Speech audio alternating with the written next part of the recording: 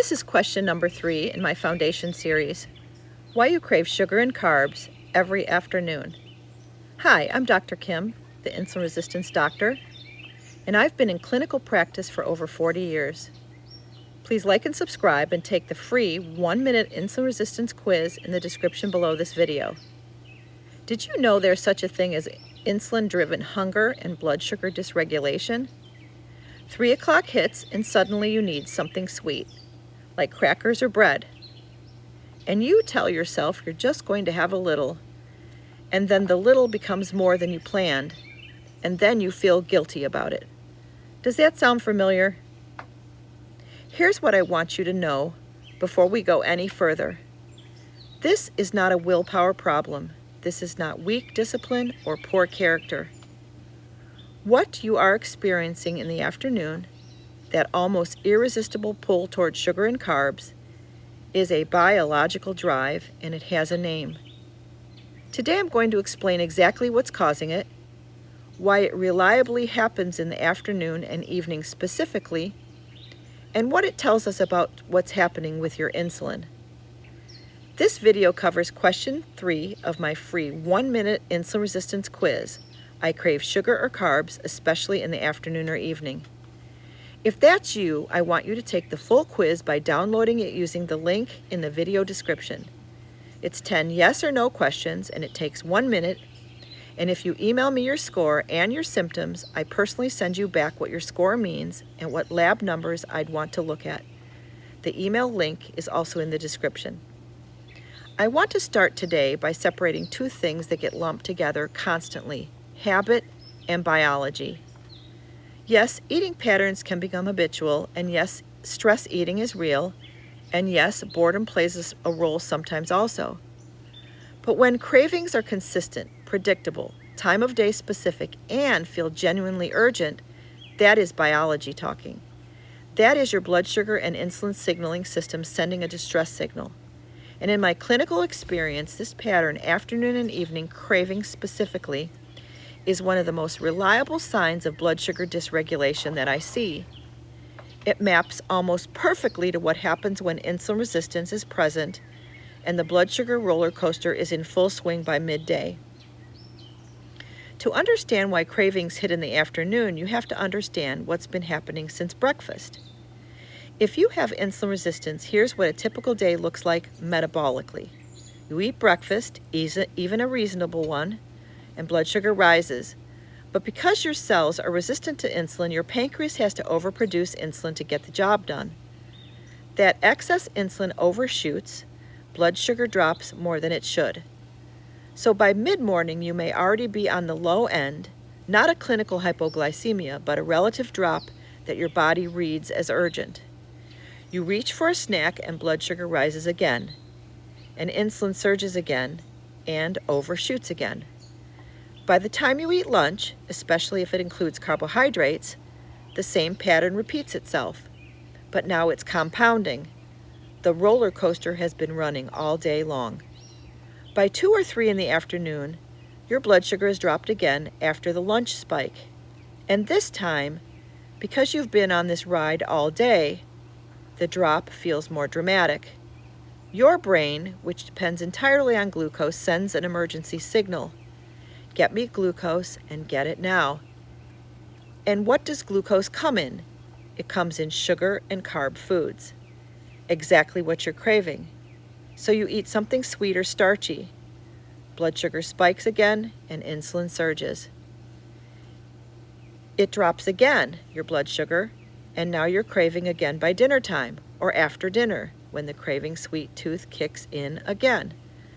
That's the roller coaster, and it's not random. It's a completely predictable consequence of insulin resistance driving unstable blood sugar all day long. It's not hunger, it's a hormone signal. And here's something that reframes this completely for most people. What you're feeling in the afternoon isn't hunger in the traditional sense. It's not that your body needs more calories, it's that your brain is responding to a blood sugar signal that says, we're running low, get me fuel fast. And there are 2 hormones specifically involved in driving that urgent craving feeling. The first is insulin, which we've talked about many times, And the second is a hormone called ghrelin, sometimes also called the hunger hormone. When blood sugar drops, ghrelin rises, and ghrelin doesn't just make you hungry, it makes you specifically hungry for high-calorie, high-carbohydrate foods. And it actually changes your food preferences in the moment, which is very interesting. So the pull towards sugar and carbs isn't just a craving.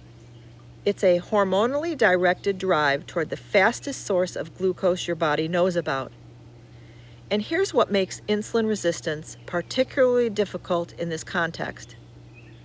When insulin is chronically elevated, it also interferes with leptin, the satiety hormone that tells your brain you've had enough. So not only are you being driven towards sugar, your off switch isn't working properly either. You're being pushed to eat more and simultaneously told less clearly when to stop. That's not a willpower problem. That is a broken feedback loop. Craving specifically after lunch and dinner. I want to address the timing specifically because it matters clinically.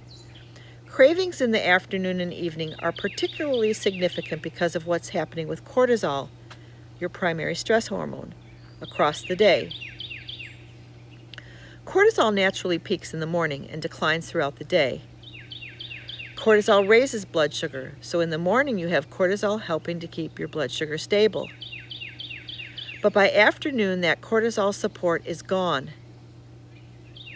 If your insulin system is already struggling, if you're already on the blood sugar roller coaster from the morning, losing that cortisol buffer in the afternoon makes the drop feel even sharper. The cravings become more urgent.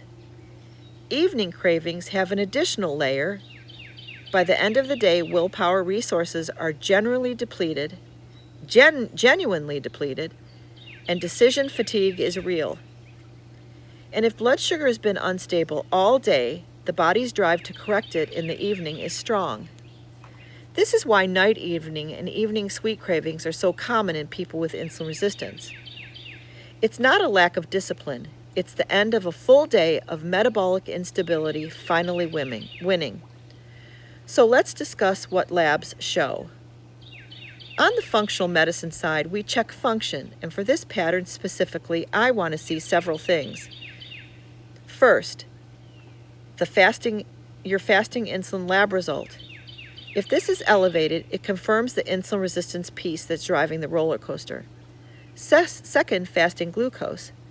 Together with fasting insulin, this gives us the HOMA-IR. A HOMA-IR above 2.0 combined with this symptom pattern is a very consistent picture. Third, I also look at hemoglobin A1C, which gives us an average blood sugar picture over about 3 months. And sometimes I look at a 2-hour post-meal glucose to actually see how high blood sugar is spiking after eating and how long it's taking to come back down. What I am building is a picture of how the system is actually functioning, not just whether it crossed a diagnostic threshold. This is truly functional medicine at its finest. Because here's the thing.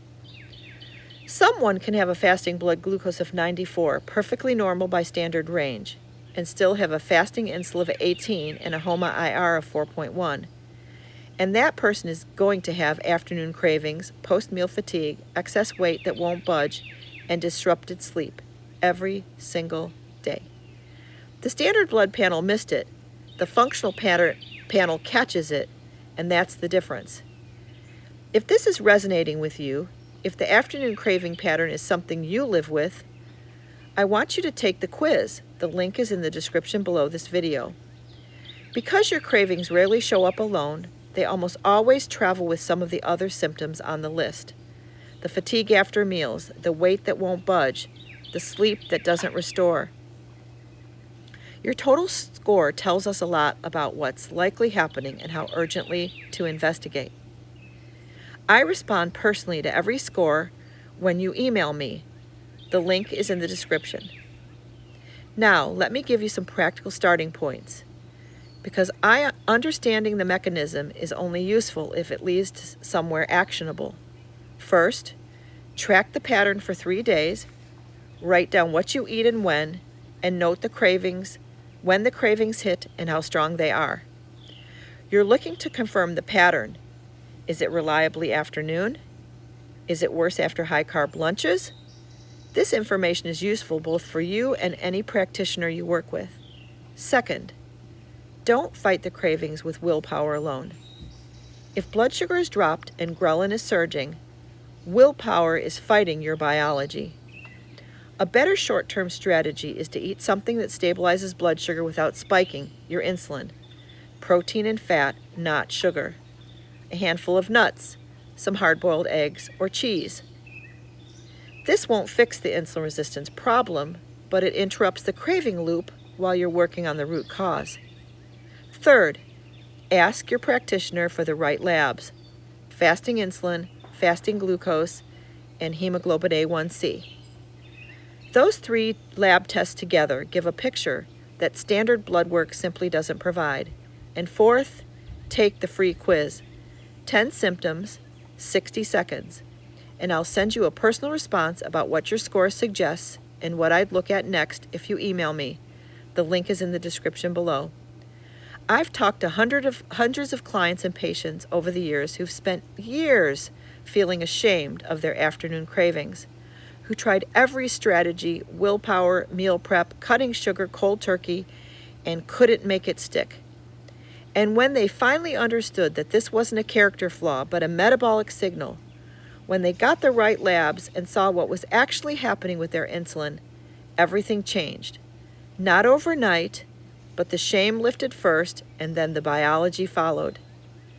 You don't have to keep fighting your own body. You just need the right information. Go take the quiz in the link below, then send me your score. And if you want to sit down and talk through your numbers and your symptoms with me directly, the coaching call link is in the description also. Next up in the series is question number 8. I'm going out of order. Waking up tired even after a full night's sleep.